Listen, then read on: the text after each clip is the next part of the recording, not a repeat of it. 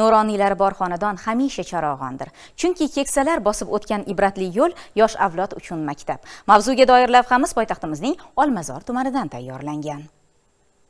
Olmazor tumanidagi Xislat mahallasida Olmazor tuman Nuroniylar kengashi Ma'naviyat va ma'rifat bo'limi Abdulla Qodiriy nomidagi axborot kutubxona markazi hamkorligida Yangi O'zbekiston ma'rifatparvar jamiyat deb nomlangan tadbir bo'lib o'tdi. Unda mutasaddilar bugungi davr islohotlari, mahalla kesimida qilinayotgan ishlar, 2024-yilgi yangi rejalar, hududda amalga oshirilgan ishlar xususida so'z yuritdilar. Tumanimizda 64 ta mahalla bo'lib, har bir mahallada duv gap shiori ostida ma'naviy ma'rifiy tadbirlar tashkil etildi.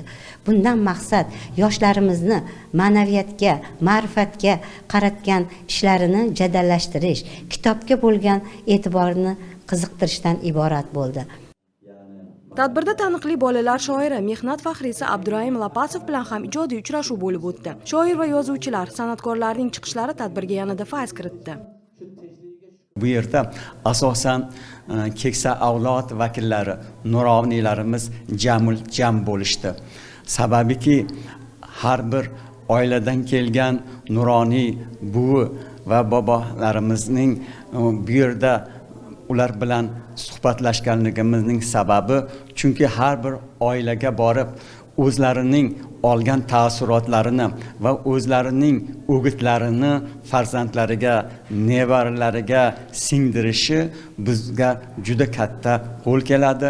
Bundan maqsad yoshlarimizning oilaga bo'lgan, ota-onaga bo'lgan, kitobga bo'lgan, vatanga bo'lgan muhabbatini oshirish va ma'naviyatimizni yuksaltirishdir. Vatan tuyg'usi, millat manfaati yo'lida yashagan inson bugungi kundagi yangilanishlar, izchil islohotlarga daxldor. 5 tashabbus doirasida mahalla yoshlarini qo'llab-quvvatlash, kitobxonlik, hunarmandchilik, san'at va madaniyat uyg'unligidagi amaliy ishlar keksalarimiz aytganidek jamiyat rivoji, yurt farovonligiga xizmat qiladi.